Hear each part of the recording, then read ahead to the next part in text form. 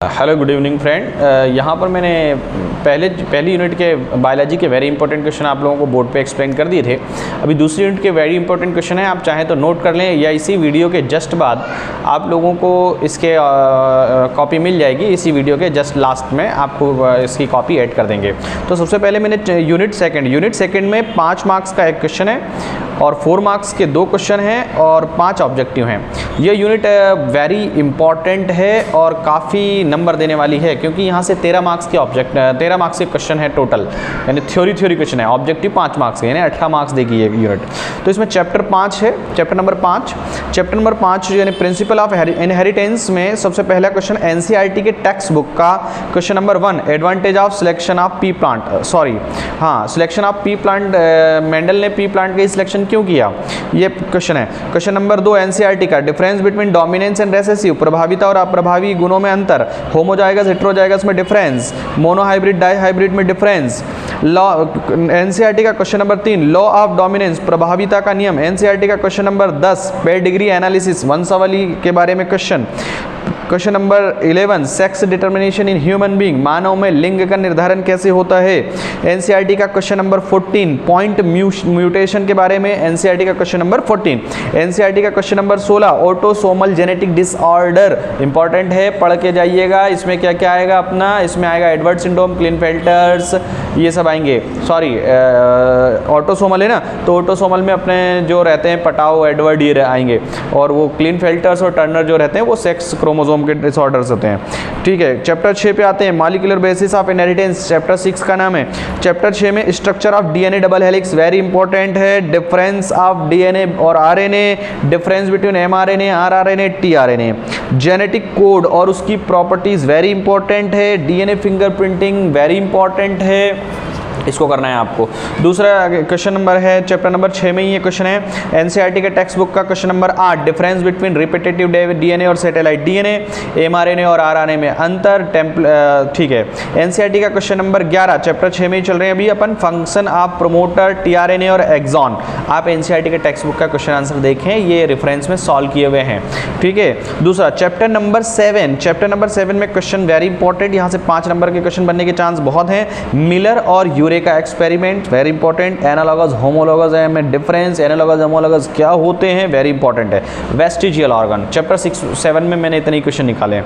Chapter number 5, 6, 7 ये unit number अपनी हो गई यूनिट नंबर सेकंड, जहां से 13 मार्क्स से सिर्फ क्वेश्चन आने हैं और 5 ऑब्जेक्टिव आने हैं। आगे अपन चलते हैं यूनिट नंबर 3 पे, जहां से 4 के 2 क्वेश्चन आने और 2 मार्क्स का एक आना है और 4 ऑब्जेक्टिव आने हैं।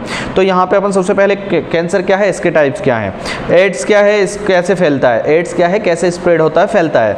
एनसीईआरटी टेक्स्ट बुक का क्वेश्चन नंबर 9 एंटीबॉडी मॉलिक्यूल का diagram, very important. NCERT text book का क्वेश्चन नंबर 3 और क्वेश्चन नंबर 4 और क्वेश्चन नंबर 14, क्वेश्चन नंबर 14 यानी 14 क्या है, इसमें हार्मफुल इफेक्ट ऑफ अल्कोहल या ड्रग या अल्कोहल का दुष्परिणाम या क्या प्रभाव होंगे। चैप्टर नंबर 9 पे पहुंच चुके हैं। चैप्टर नंबर 9 में एनसीईआरटी का टेक्स्ट बुक का question number 1 role of animal husbandry, NCERT text book का क्वेश्चन नंबर 3 2 नंबर में आ सकता है, ब्रीड क्या है और ब्रीड का एडवांटेज क्या है, नस्ल या प्रजाति क्या है और किस हिसाब से हम बनाते हैं। एनसीईआरटी का टेक्स्ट बुक का question number 12, NCERT text book का क्वेश्चन नंबर 8 बायोफोर्टिफिकेशन यानी सुपोषण क्या है। बायोफोर्टिफिकेशन यानी कि ऐसी प्रजातियां तैयार करना जिसमें न्यूट्रिशंस का, प्रोटीन का, विटामिन का, मिनरल्स का अमाउंट बढ़ा दिया जाता है फसलों में। ठीक है, chapter number 10 different between biofertilizer और मैन्योर, वेरी इंपॉर्टेंट, बायोफर्टिलाइजर और मैन्योर में अंतर। एनसीईआरटी के टेक्स्ट बुक का question number 15 what are mycorrhiza, पढ़ के जाइएगा। यूनिट नंबर 4 पे पहुंच चुके हैं। यूनिट नंबर 4 में 4 मार्क्स का एक क्वेश्चन है, 3 मार्क्स का एक क्वेश्चन है, 3 ऑब्जेक्टिव है, टोटल 10 मार्क्स की यूनिट है।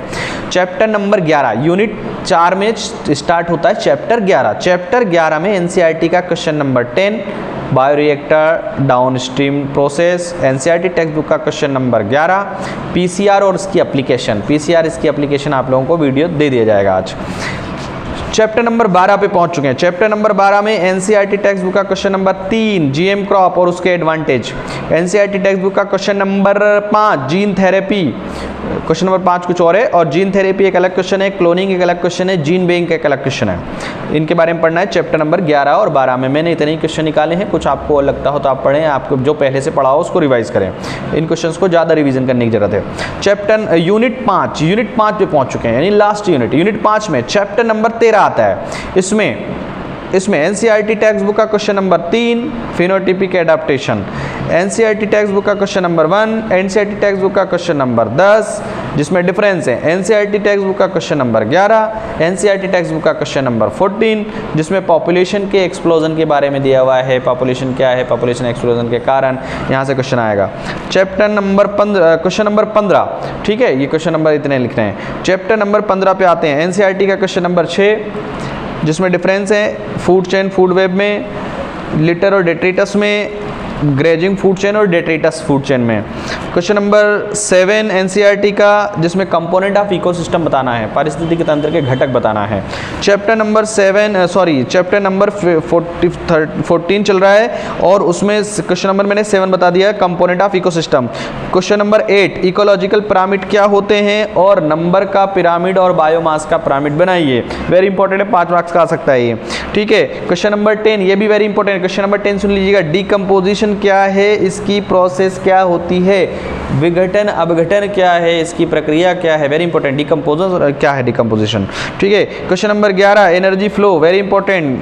फिर food chain of grassland of ecosystem, ये वेरी इंपॉर्टेंट है। ये था अपना चैप्टर नंबर 14, लगभग मेरे हिसाब से काफ़ी कुछ हो चुका है। आगे देखिए चैप्टर नंबर 15 में reasons of loss of biodiversity, biodiversity के ह्रास के कारण, या इसी क्वेश्चन को ऐसे आ सकता है कि जैव विविधता या बायोडाइवर्सिटी के विलुप्त होने के क्या कारण हैं, खत्म होने के क्या कारण हैं। फिर एक्स सिटू इन सिटू कंजर्वेशन क्या है, एनसीईआरटी का क्वेश्चन नंबर 5, इसको पढ़ लीजिएगा। बहुत सारी कुछ डेफिनेशन है छोटी छोटी यहाँ पे। कुछ चैप्टर 16 यानी लास्ट चैप्टर पे पहुंच चुके हैं। एनसीईआरटी का क्वेश्चन 3 जिसमें ग्लोबल वार्मिंग क्यों होती है, इसका क्या कारण है, इसके इफेक्ट क्या होते हैं और इसको कैसे कम किया जाए। एनसीईआरटी का क्वेश्चन नंबर 5 पढ़ेंगे आप। एनसीईआरटी का question number 11। Thank you very much. इसके जस्ट बाद आप इस दिन की पीडीएफ देख लीजिएगा, इसी वीडियो की स्लाइड के रूप में चलेंगी, आप इसको रोक के स्क्रीनशॉट ले लीजिएगा। Thank you very much.